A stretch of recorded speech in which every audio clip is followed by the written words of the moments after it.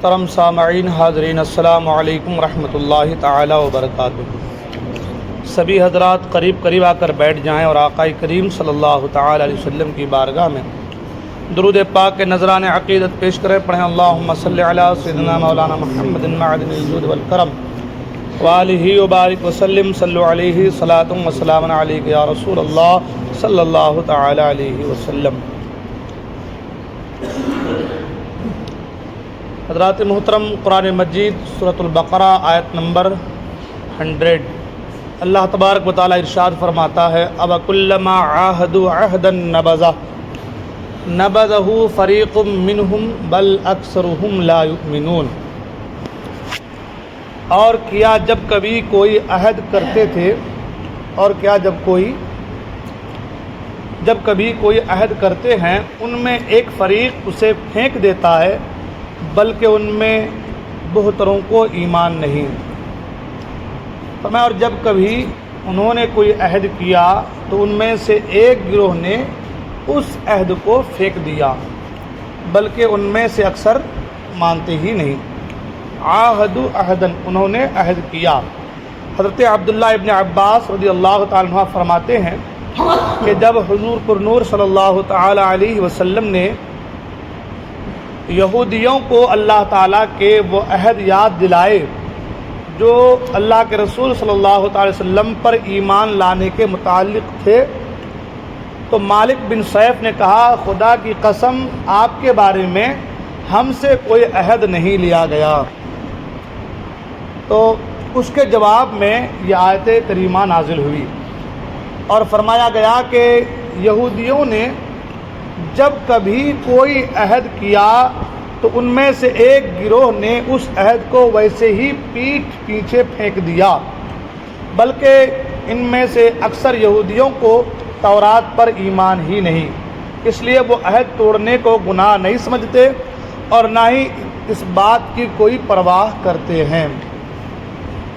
تو اس آیت کریمہ سے یہ پتہ چلا کہ تورات میں بھی اللہ کے رسول صلی اللہ تعالی وسلم پر ایمان لانے کا عہد یہودیوں سے لیا گیا، ان کا تذکرہ موجود ہے۔ تو جب اللہ کے رسول صلی اللہ تعالی وسلم نے یہودیوں کو کہا کہ تورات مقدس میں تو تم سے عہد لیا گیا ہے، تمہارے باپ داداؤں سے تم سے عہد لیا گیا ہے، اس سے جو پہلی 2-3 آیتیں پہلی گزری اس میں یہ کہا گیا تھا کہ ہم تو صرف اسی کتاب کو مانیں گے جو ہم پر نازل ہوئی ہے، یعنی تورات، اس کے علاوہ ہم کسی کو نہیں مانیں گے۔ تو اللہ نے فرمایا اگر تم اسی کتاب کو مانتے ہو تو پھر اس کتاب کے مطابق تمہیں تو موت کی تمنا کرنی چاہیے۔ اور پھر اب یہاں فرمایا جا رہا ہے کہ تم جب اس کتاب کو مانتے ہو تو اس کتاب میں تم سے عہد لیا گیا ہے کہ تم میرے نبی پر ایمان لے کر کے آنا۔ اب اسی عہد کو اللہ کے رسول صلی اللہ تعالی وسلم نے یاد دلایا۔ یہودیوں کہا کہ تورات میں یہ لکھا گیا، تم سے عہد لیا گیا ہے کہ تم ایمان لے کر کے آؤ۔ تو اس میں جو ایک شخص تھا جس کا نام مالک بن سیف تھا، اس نے کہا خدا کی قسم، آپ کے بارے میں ہم سے کوئی عہد نہیں لیا گیا ہے۔ تو اس کے جواب میں اللہ تعالیٰ نے یہ آیت کریمہ نازل فرمائی کہ اور جب کبھی ان سے کوئی عہد کرتے ہیں تو ان میں سے ایک فریق ان کو پیٹھ کے پیچھے پھینک دیتے ہیں کہ ہم سے کوئی عہد لیا گیا نہیں ہے نا۔ فرمایا بل اکثرہم لا یؤمنون، بلکہ ان میں سے اکثر، بہتروں کو تو ایمان ہی نہیں ہے نا، ان میں سے اکثر جو ہے وہ مانتے ہی نہیں ہیں، اس پر ان کا ایمان ہی نہیں ہے۔ تو اب پتہ یہ چلا کہ وہ تورات پر ایمان بھی رکھتے ہیں اور تورات کے احکام سے روگردانی بھی کرتے ہیں۔ ان کا یہ بھی کہنا ہے کہ ہم تورات کو مانتے ہیں، ہم قرآن کو نہیں مانتے، ہم تورات کو مانتے ہیں، پھر تورات میں جو احکام ہیں اس احکام کے خلاف بھی چلتے ہیں۔ تو اس وجہ سے وہ لوگ ایمان والے نہیں رہے۔ بعض مفسرین نے یہاں پر فرمایا کہ یہودیوں نے یہ عہد کیا تھا کہ جب نبی کریم صلی اللہ تعالی وسلم کا ظہور ہوگا تو ہم ان پر ضرور ایمان لائیں گے اور عرب کے مشرکوں کے خلاف ہم ضرور ان کے ساتھ ہوں گے۔ لیکن جب حضور اقدس صلی اللہ تعالی وسلم نے اپنی نبوت کا اعلان فرمایا تو یہودیوں نے اللہ کے رسول صلی اللہ تعالی وسلم پر ایمان لانے کے بجائے انکار کر دیا۔ اس پر یہ آیت کریمہ نازل ہوئی، جیسا کہ تفسیر خازن میں اور قرطبی میں اور تفسیر روح البیان میں یہ چیزیں موجود ہے۔ تو اس آیت کریمہ کے تحت جو ہے یہ بھی سبق حاصل ہوتا ہے کہ اللہ تبارک و تعالیٰ سے جب بندہ کوئی عہد کرے ہے نا تو اس عہد کو پورا کرے. جو عہد کو پورا نہیں کرتا تو قرآن یہ کہتا بل اکثرہم لا یؤمنون، بلکہ اکثر اس میں ایسے جو مانتے ہی نہیں ہیں. اب پتہ یہ چلا کہ اللہ کے احکامات کو نہ ماننا، اللہ کے احکامات کی خلاف ورزی کرنا، اس کو نہ ماننا یہ کفر ہے. خلاف ورزی کرنا گناہ ہے، لیکن اس کو انکار کر دینا، اس کا نہ ماننا یہ کفر ہے. قرآن مجید میں جتنی آیتیں کریمہ نازل ہوئی ہے، مثال کے طور پر نماز کے لیے ہے، حج کے لیے ہے، زکوٰۃ کے لیے ہے. تو اگر کوئی زکوٰۃ نہیں دے رہا ہے تو گنہگار ہے، نماز نہیں پڑھ رہا ہے تو گنہگار، لیکن کوئی انکار کر رہا ہے تو پھر اب وہ دار اسلام سے خارج ہے. تو اس آیت کریمہ کے تحت معلوم یہ چلا کہ جب بندہ کوئی عہد کرے اللہ سے تو اس عہد کو پورا کرے. اب سوال یہ پیدا ہوتا ہے کہ ہم نے کون سا عہد کر لیا اللہ سے؟ ہم نے اللہ سے کون سا عہد کیا؟ ہم نے خدا سے کوئی عہد تو کیا نہیں، یہ ہمارے سمجھ میں آ رہی ہے. لیکن جب ہم ڈیپ میں جائیں گے تو ہمیں پتہ چلے گا کہ ہم بھی اللہ سے عہد کیے ہوئے ہیں. ہم بھی اللہ سے، جب ہم کلمہ پڑھتے ہیں لا الہ الا اللہ محمد رسول اللہ، اللہ کے سوا کوئی عبادت کے لائق نہیں، محمد صلی اللہ علیہ وسلم اللہ کے رسول ہیں.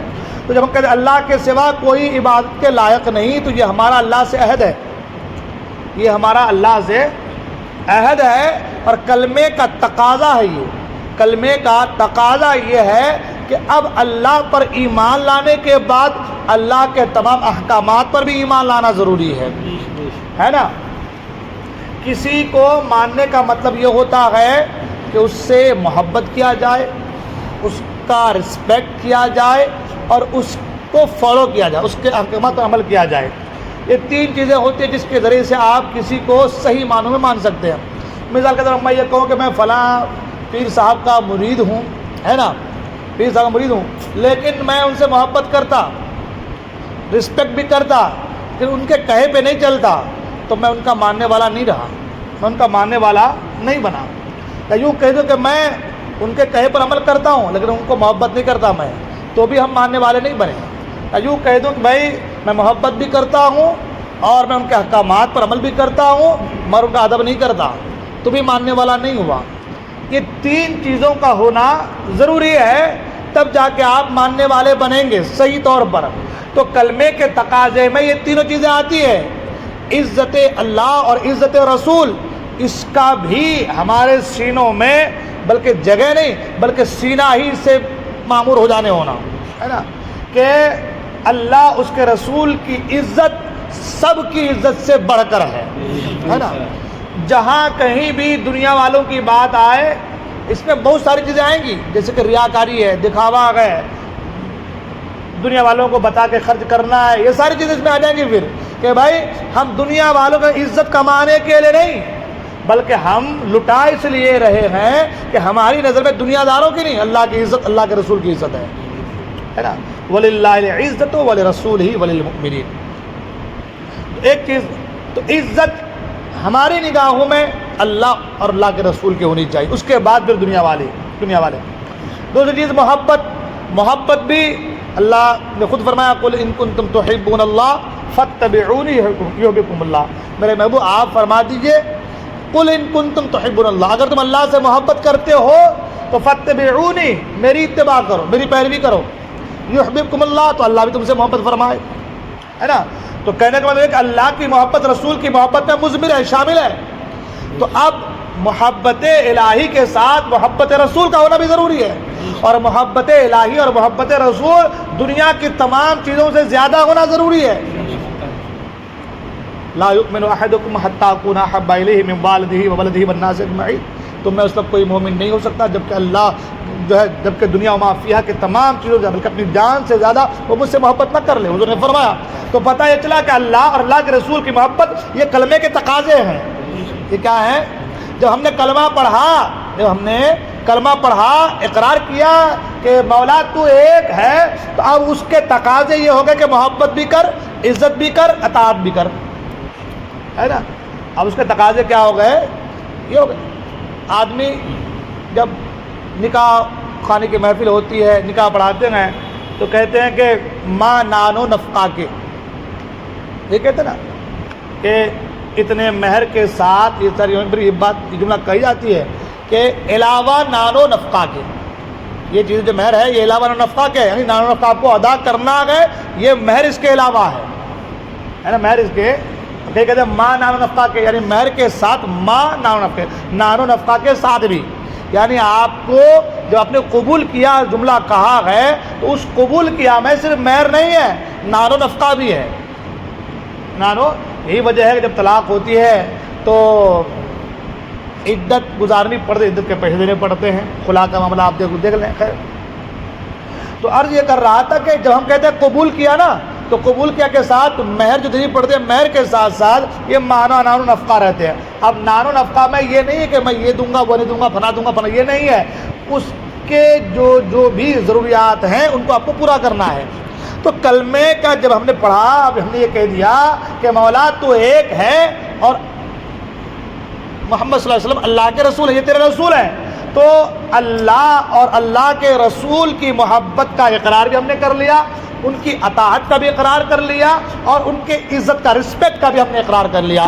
اب اللہ اور اللہ کے رسول کی محبت میں، تعظیم میں، عزت میں، اطاعت میں اگر کوئی کمی ہو رہی ہے، اس کا مطلب یہ ہے کہ ہم اپنا وعدہ پورا نہیں کر پا رہے ہیں۔ تو یہی چیز اللہ نے یہودیوں ایک سے نہیں کہا تھا کہ بول تو نے وعدہ کیا، بول تو نے وعدہ کیا، نہیں، احکامات نازل کر دیے، تورات میں احکامات نازل کر دیے اور کہہ دیا کہ یہ احکامات ہیں، اب تم کو اس کو قبول کرنا ہے۔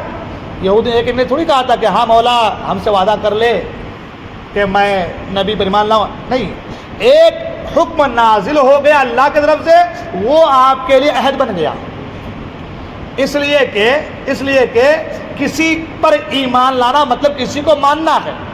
ایمان لانا کا مطلب ہوتا ہے ماننا، اور ماننے کا مطلب یہ ہوتا ہے کہ اس کے ہر قول و فعل کو ماننا، ماننے کا مطلب یہ ہوتا ہے کہ اس کے ہر چیز کو ماننا۔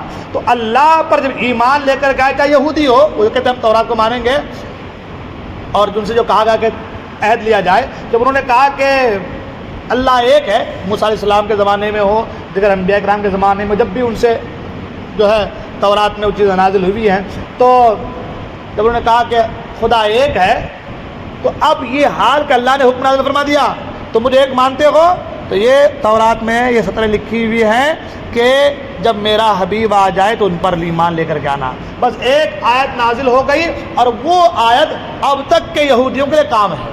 جیسے قرآن میں ایک آیت نازل ہو گئی، یہ آیت اب تک کے لیے اور صبح قیامت تک کے لیے ہمارے حکم ہے، ہمارے لیے اس پر عمل کرنا ضروری ہے، اس کو فالو کرنا ضروری ہے۔ تو ہم سے بھی عہد لیا گیا، کیا کہا گیا کہ خدا کو ایک مانتے ہو، قل هو اللہ احد پڑھے ہو قرآن میں، اللہ ایک ہے پڑھے ہو، اگر تم نے کہا کہ اللہ ایک ہے تو اللہ کے یہ احکامات ہیں، اب اس کے احکامات میں اس کی محبت بھی ہے، اس کی اطاعت بھی ہے، اس کی عزت بھی ہے، یہ ساری چیزیں ہیں۔ اب اگر کوئی اس کا انکار کر رہا ہے تو وہ دھیرے دھیرے اس کے اپنے ڈیفینیشن کے مطابق دائرہ اسلام سے خارج ہوتا چلا جائے گا، ہے نا۔